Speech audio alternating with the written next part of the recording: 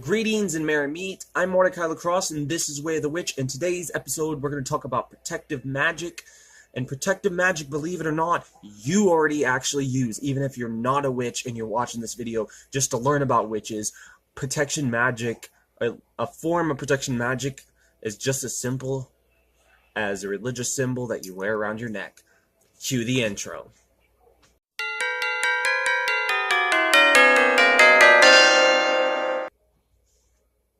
So what I mean by that is symbols are the most powerful thing on the planet in the magical world.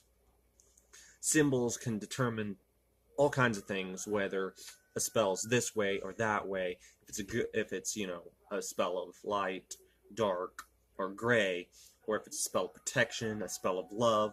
Symbols hold a lot of power in the magical world, and a form of magic, like I've said, what this video is about is protection magic, and very symbols you might wear around your neck is a form of this protection magic.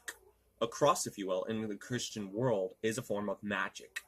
And what I mean by that is a cross, Christians sometimes wear crosses to ward off any negative or evil forces, or for instance in Christianity, devils and demons. The cross to the Christian follower has that protection magic.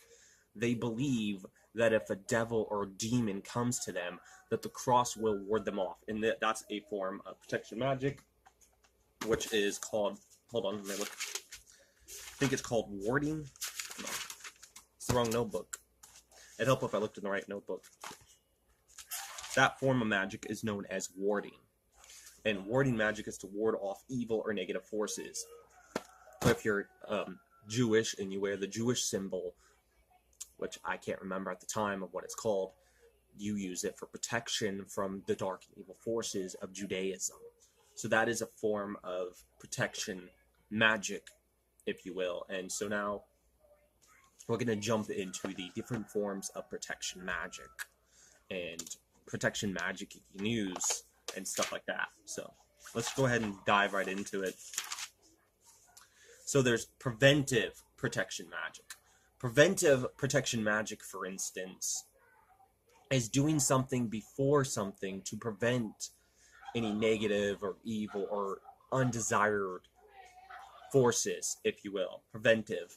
For instance, a preventive measure before you using the Ouija board would be burning sage or dragon's blood or things like that before a spell, or before, like I said, before using the Ouija board, you would use that, or you would use certain particular spells, or burning a certain particular candle before you using the Ouija board, like in my hypothetical scenario, to prevent anything that you don't want to happen during the spell, or during the use of such an Ouija board, like I said in the example.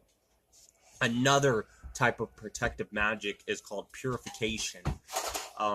For instance, you buy a home and whatnot, you can use, in order to purify the house from any negative or evil or anything undesired, you could use dragon's blood or sage. And this is a purification protective magic, protecting yourself from any negative or outside influences you don't want bothering you, or as the Native Americans use sage and other things as smudging. Smudging is a form of purification protection magic.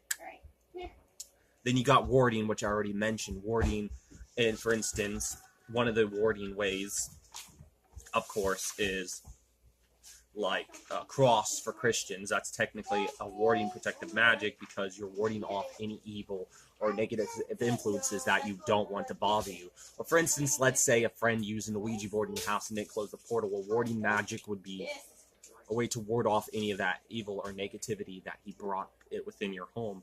Then there's boundary protection magic, or protective magic. And boundary protection magic is, for instance, when you perform a spell and you draw the circle, that you set the boundaries, and so that way things that you don't want within those boundaries are going to come within those boundaries, and that is a form of protection or protective magic.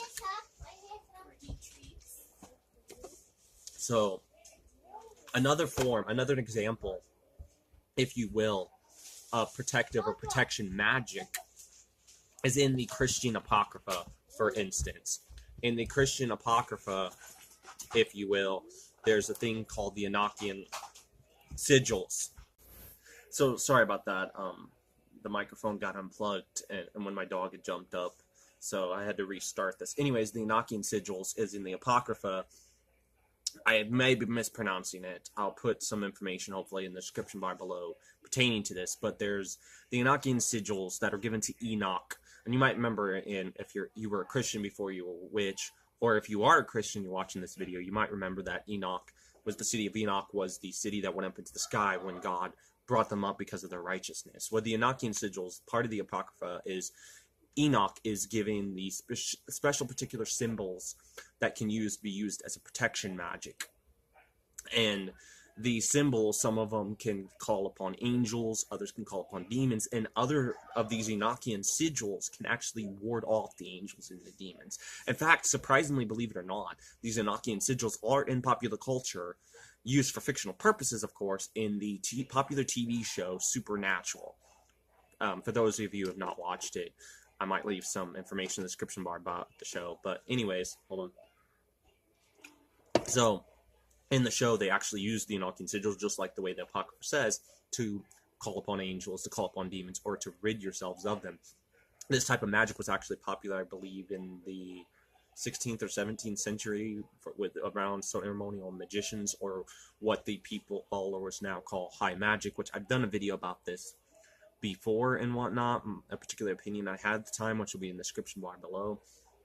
I still maintain that I don't believe there's any such thing as high magic or low magic. Magic is just magic, but I'm pretty sure they don't mean it in the way I was thinking. They consider the magic of a higher, not as in what I was thinking high magic, but high magic as in a hidden magic, as I think what they meant. Not that any type of magic was lower than the other magic. But anyways, that video will be in the description bar below if I can remember to put it in it while I'm editing the video. But these Enochian Sigils that were used by ceremonial magicians, they could believe they could call upon archangels like Michael and Gabriel, or Raphael, or I can't remember any of the archangels at the moment. Unfortunately, I can only remember Michael, Raphael, and Gabriel are the only ones I can remember at the moment. Which my grandmother is probably very disappointed if she sees this video that I cannot remember. Her being Catholic and whatnot, she would probably be disappointed. I can't remember the archangels or even the saints at the moment. The point being is, around that particular time of the century, the Enochian Sigils were used to call upon demons and call upon angels, or to ward them off. And to be able to ward them off, certain Enochian Sigils were able to ward off or to get rid of or purify the area of certain particular entities, and that is a form of protection magic. But like I said, smudge sticks, sage, burning candles during spells, all of this is a form of protection magic. I will leave anything in the description bar below if I can find links. Go into more detail than I have in this video and whatnot. But basically, when you really look at it, is a lot of people practice protection magic and not even realize it. A lot of superstitions come from protection magic, or the fact of protecting themselves. Believe it or not, the whole candles on the cake is actually a form of protection magic. They believed at one point in history that if you blew out the candles, if you yourself blew out the candles, it was good luck and would bring you good luck. If somebody else did, it was bad luck. But blowing them out was a way to protect yourself from any bad luck. Or when you spilled salt, throwing the salt over your back was a form of protection magic to bring good luck, because spilling the salt was bad luck. So anyways, if you like these kind of videos and you want to see more of them, then click the subscribe button and the notification bell so you can be notified of future Way of the Witch videos. And make sure, if you like this video, give a thumbs up. And hey, if I forgot any forms of protection magic, comment down below.